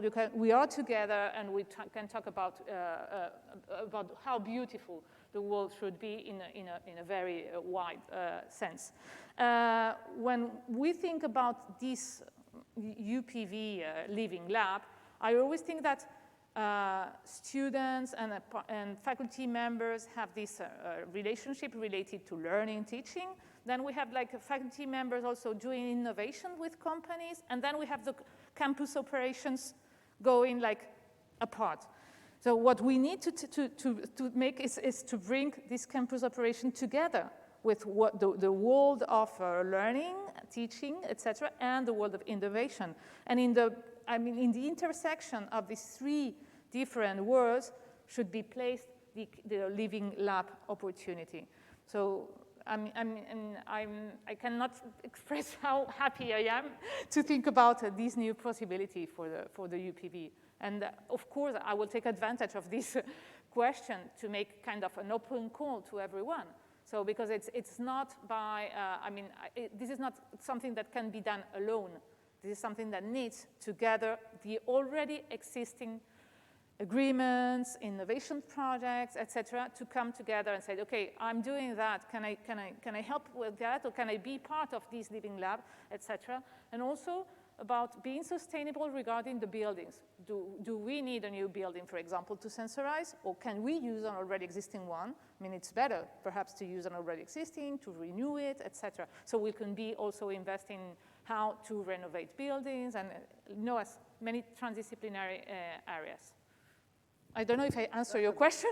Definitely, I mean, yeah, okay. That was the kind of approach we were looking for, and, okay. we really appreciate it. I know it's not going to be easy, and there are many, like even cultural inertia we will need to yes. work with, but it's doable, so let's do it together. Thank you very much. I'm afraid, again, we are short of time, so I'm going to just give a latest option or turn of word for asking you just about some final remarks. I will start with Per. So Per, I'm sorry because we are really short of time, but will you add some last final remarks to everything? I understand all these issues are so interesting, and you have so much experience that in the end 30 minutes is not enough. And we didn't even give the chance to KTH to explain all the activities they're doing on sustainability. So I apologize for this. But still, if there is something else you would like to add, like to finish with this dialogue, Per, please. Maybe a message to, let's say, a message to management of the university in Valencia is that in the fact that for researchers to work in a cross-disciplinary mode in the living labs and so forth, it has been very successful when it comes to funding. So 8 out of 9 projects that has been working with us has actually been successful of getting funded, because it's a new way of working and it's very attractive. And so that's something, a very good reason for the university to support this, because it will help researchers to secure funding. And the other thing is that we have several projects that has been already scaling up in let's say outside the university.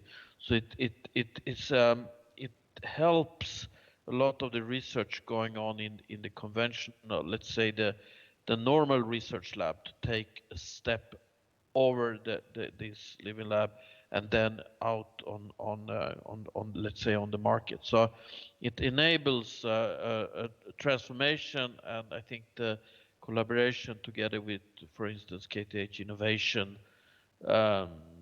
unit and so forth is very helpful. So that's two unique selling points for doing something like this. It helps researchers to secure funding, and it's sort of a way for projects to take a leap out in reality. So I think that's the two important reasons why it's important to have these kind of activities at the campus. Yeah, thank you. Per, definitely we do agree with you, and also, as you well know, we are learning from you. I mean, we are on a, so to speak, following your lead. So thank you very much, Per. And now I will give a last turn to Deborah. So is there anything, like some short final remarks you would like to add to finish with this dialogue? Yes, I will be very, very short. I ask for help. I ask for help because, otherwise it's not possible. So first, I will ask for help to Per, because he is here and because we have this strong collaboration with KTH. So what you've done, it's very relevant. I think it has been published, it has been recognized in many ways of dissemination. So, and I also believe that there is a sort of replicable opportunity. So we are going, if you don't mind, we are going to copy you in the good sense of the term, okay? We are going to ask for help. We are going to ask for your collaboration.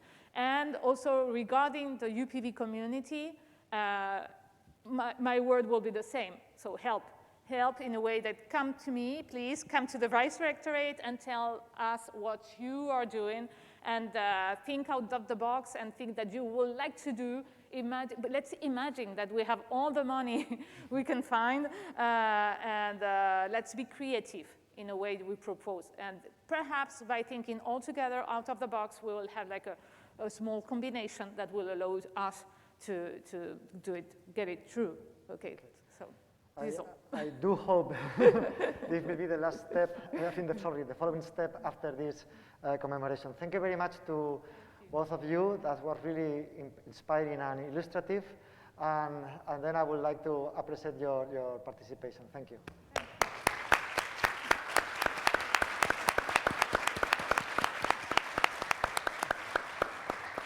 Okay, so thank you very much for this, again, very inspiring dialogue and motivating.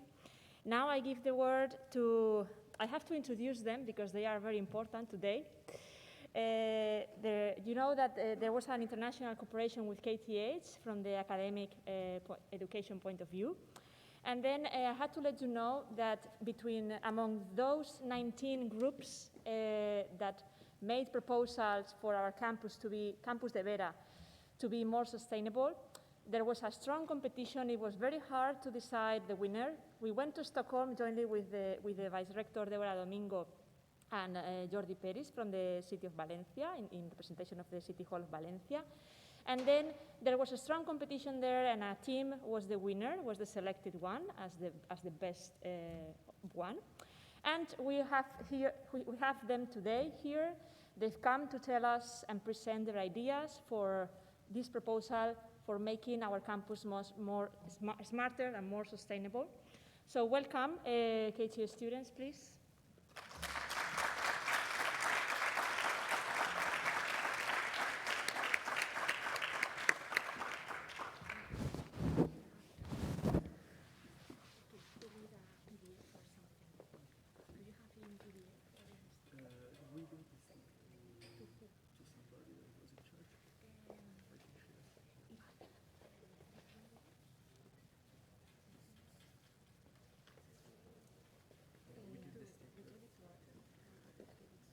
Okay, just a second, because we are looking for the presentation.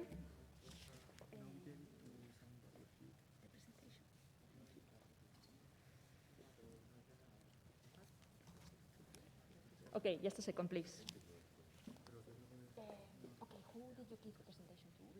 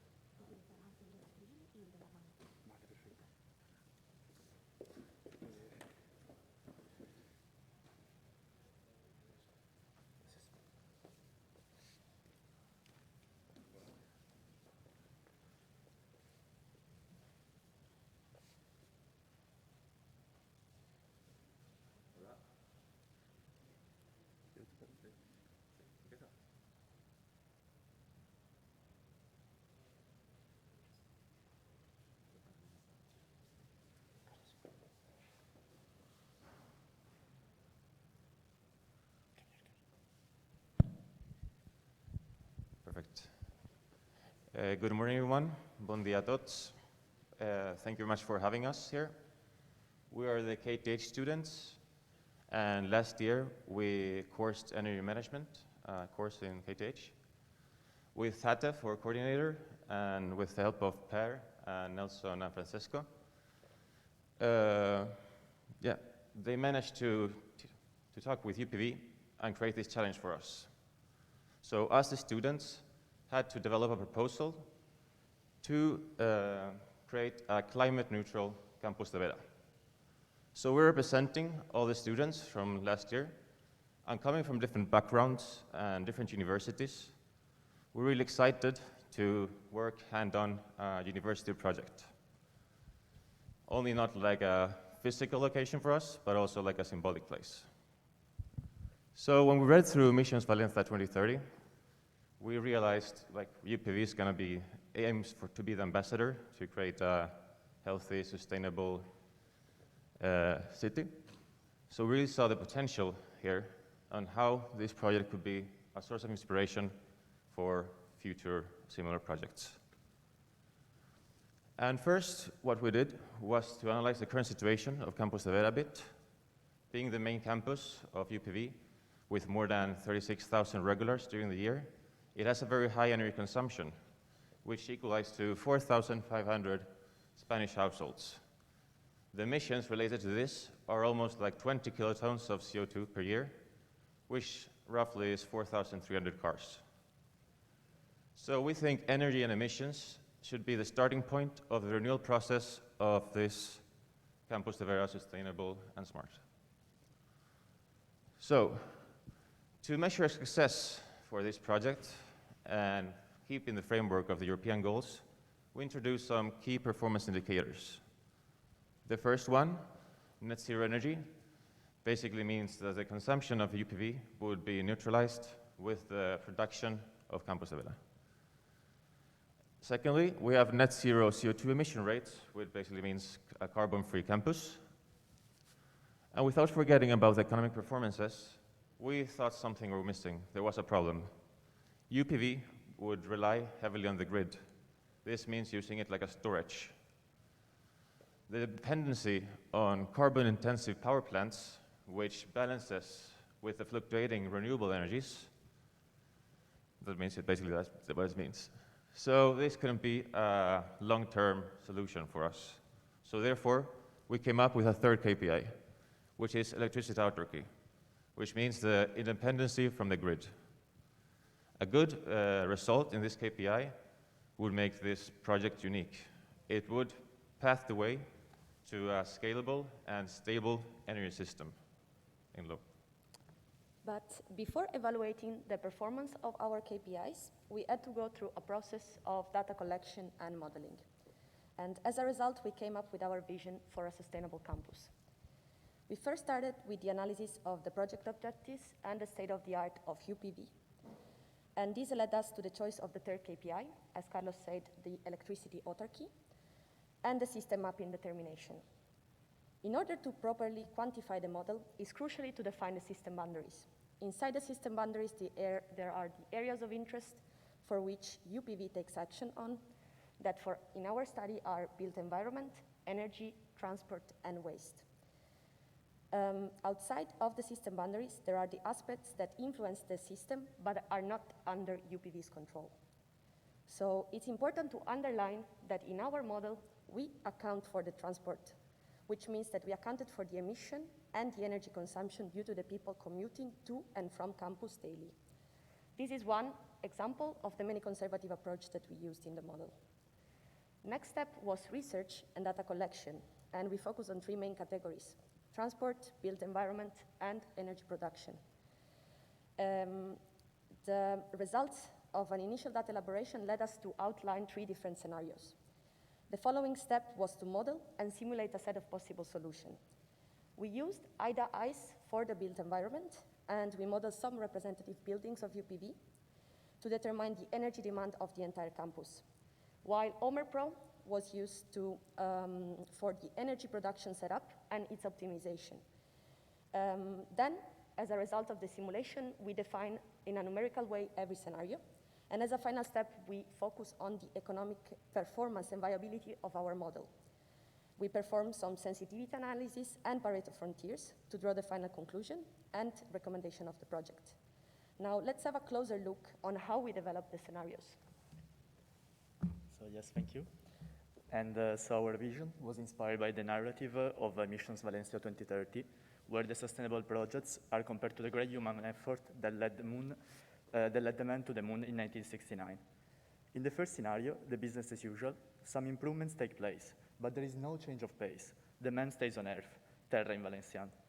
In the second scenario instead, UPV is an important player among the other missions to Valencia 2030, so the man lands on the moon, Luna in Valencian.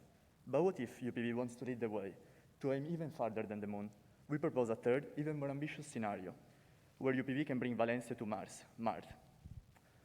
So yes, first, in our business as usual scenario, we don't propose any drastic renovations of Campus de Vera.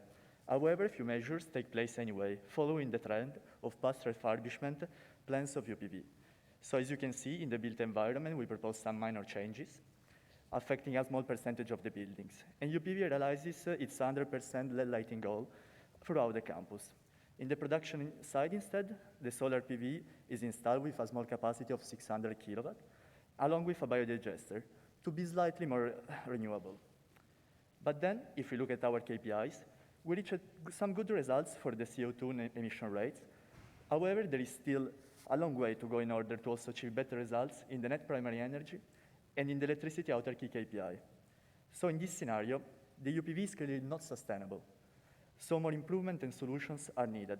And for this reason, we had to develop a more ambitious scenario, UNA. Here in UNA, we propose a set of solutions that sufficiently increase the campus sustainability while accounting for financial feasibility. With respect to the built environment, radical changes have been proposed to reduce the energy demand in the campus, both at the envelope and the lighting level. To supply this demand, solar PV now offers an increased installed capacity, along with the use of storage system, lithium-ion batteries in particular, to make sure the UPV is not entirely depending on the grid. In this scenario, UPV also tries to take action within the transport sector, with, for example, the installation of charging stations and some agreements with the public transport companies. Then, looking again at the KPIs, we can already see a possibility to reduce the CO2 emissions in the campus by about 80%. However, it seems like we are still far away from being a net zero energy campus, not relying on the grid. So the question now is the project scalable and replicable? Can we explore further? More on that again from Elge. Yeah, as Pietro just said, we are still far from reaching grid independence and from being a scalable project for others. That's why we developed this scenario, very ambitious one, MART, where an holistic approach is pursued. Let's see in detail what we are proposing. One of the macro areas of interest that I said before is the built environment. And to cut the carbon emission, the main proposal is the complete retrofitting of boilers in favor of heat pumps. And in doing so, by 2030, UPV will not rely on gas anymore. Moreover, we plan on reducing the energy demand with envelope interventions on rooftop, low emissivity windows, and the 100% LED lighting. But how are we covering the still very high electrical demand? Our sustainable solution is a combination of biodigester, solar PV, wind turbines, and a storage system. The installed capacity of PV is around 13 megawatts, and the most suitable location that we are planning on using are the UPV rooftops and the EMT bus deposit, thanks to a partnership with them. Even if the solar yield looks quite promising, it only covers for up to 60% to the total electrical demand. That's why we strongly recommend UPV of installing 4 wind turbines of 1 megawatt each in a suitable location 70 kilometers from campus. In doing so, UPV will have its own wind farm. However, as we all know, both solar PV and wind turbines produces a fluctuating source of electricity. That's why we are planning on having a storage on campus with a capacity of 500 megawatt hour to guarantee a continuous and sufficient supply. I know that this number may scare you a bit and is quite ambitious, but let me give you a quick insight on that. The campus will make full use of the storage during the peaking, cooling, and heating months, while during the vacations and holidays, UPV can offer the storage to the local electricity market. This enhances grid stability and a higher renewable energy penetration. And moreover, UPV can collect additional revenues, making use of energy arbitrage. But we have more solution in this scenario. More on that from Pietro. So yes, now looking at the transport, the UPV goals can only be achieved with a deep involvement of the university in the urban and regional mobility plans. we can divide the proposed actions in internal measures and external measures. So internally, the UPV provides the tools and the infrastructure to change the commuter's behavior. Some proposed measures are smart scheduling to decrease the number of commutes per week, the deployment of 200 EV charging stations, and a gradual introduction of parking fees for ICE vehicles. Externally, instead, the UPV stimulates agreements with public and shared transport companies, envisioning Campus de Vera as a hub for pilot innovative project. That also includes the provision of some EV charging stations reserved to public buses and shared vehicles to attract on campus the most sustainable means of transport available in the area.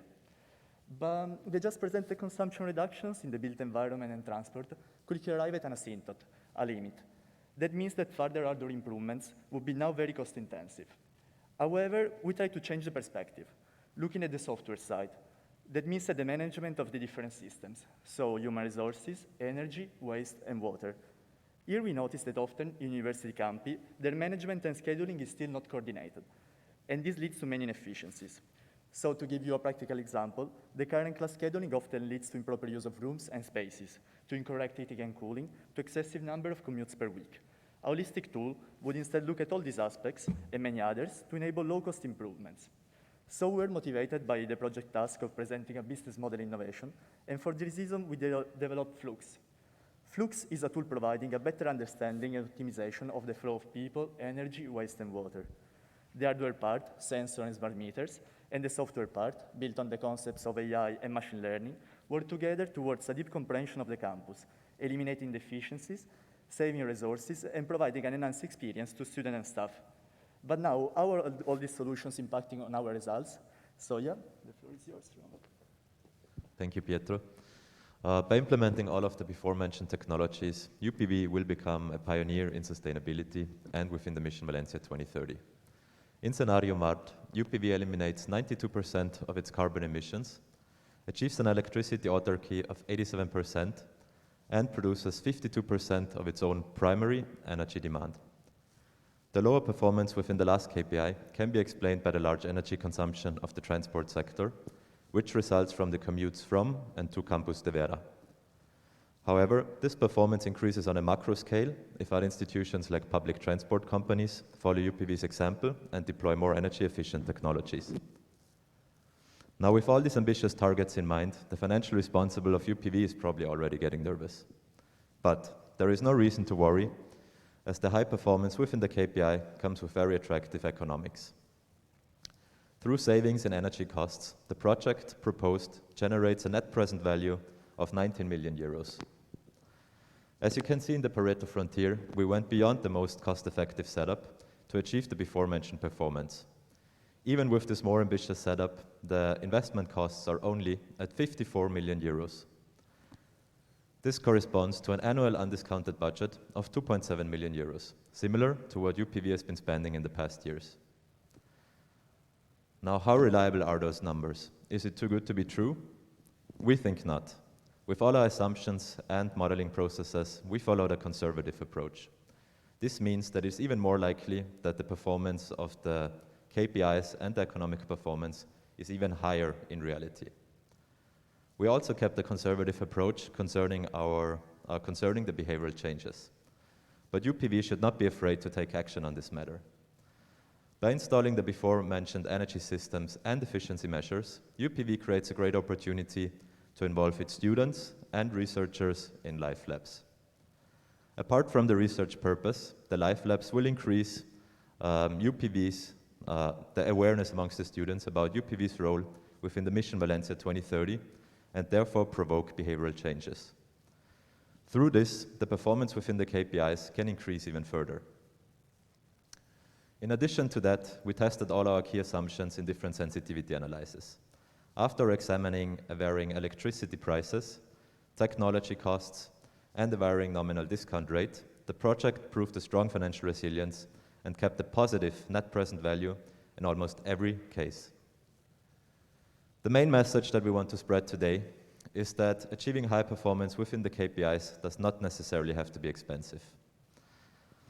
Through the savings that the project can generate in cost savings, the project does not only recover the upfront investment, but also generates a positive net present value of 19 million euros.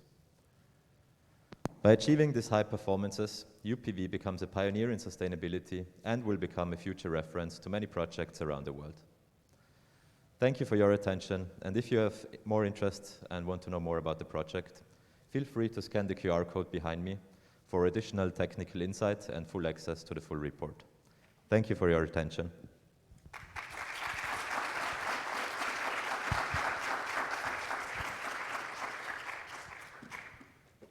Okay, so thank you very much for this nice and also innovative proposal. We love students to be involved in this process and, of course, in this international collaboration, which is really contributing with added value to us. Is there any question from the audience? We are a bit delayed before the break, but we could have one question in case that there is any curiosity. Of course, you can come across, you can catch them during the coffee break and ask them anything that you feel curious about. Any question? Quick question? Okay, there. Okay, thank you. Okay. Thank you very much for the inspiring presentation. I only want to one up is what extent you have assessed how your proposal also from the social perspective, and to what extent there could be internally within the UPV. I'm sorry. I will repeat. So, no, my question is, I mean, I have found that it's very interesting and very solid evaluation from the economic perspective, but I'm wondering to what extent there are other social elements to be considered. To what extent these solutions could also have some, let's say, winners and losers with the UPV. To what extent the way these measures can be applied could impact differentially in different groups within the UPV. Even, for instance, within different groups among the students, for instance. I don't know if you have taken into account this, let's say, the social or equitable issue in your assessment. Thank you very much. So yeah, we discussed a lot about this, and we really think that the university should also take this opportunity as a way not only to showcase like externally to other partners, but also to the students, to motivate them to study more towards the sustainability aspects and everything. And so like, we really think that before 2030, UPV should start to have more and more awareness campaigns in order, like the students of today will be also the students in 2030 will work on this. So they really need to be involved in this. So we're thinking about awareness campaigns. Then, for example, more soft things. For example, we were talking about branded gadgets, for example, the utilization of water bottles for the students with the branded content. So like the project of UPV 2030 is always like in the eyes of the students. They're always motivated. And also, for example, the live labs that we were talking about, not only maybe for researchers, but also for students. They can actually see, for example, a solar PV plant working and examine the results live. Same for the built environment. So we really think that the active participation of the students today is really important than for tomorrow. Yeah.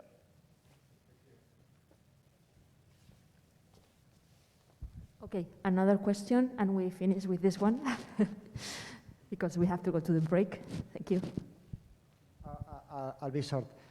Also, I add to the appreciation of your work. Thank you very much. Just a quick remark. I know it's not exactly about energy, but it's about greenhouse gas emissions. It's about the scope 3. So for you, scope 3 was mobility, commuting to and from university. And what about, have you considered, even if it was discarded, like buying equipment or food or other stuff that gets to university and also belongs to the third scope? Again, in the system boundaries, we consider the transport within. Instead, all the food consumption and to some extent also the water consumption, we didn't consider it within our boundaries. This was mainly due to time constraints and project constraints, but obviously they should be also then considered in a wider exploration of the project. Still it was a very complete effort, and I really like it. But that's because we are going through this now, and then we are amounting to such a big pile of GHG emissions, and we don't really know how to deal with all of them. Anyway, thank you. Thank you. Okay, so thank you very much, everybody, for attending. Now we have the coffee break outside. Remember that there are individual boxes. Sorry about that, but these are the limitations in order, according to the protocol for COVID. So thank you, and we come back at 11:30.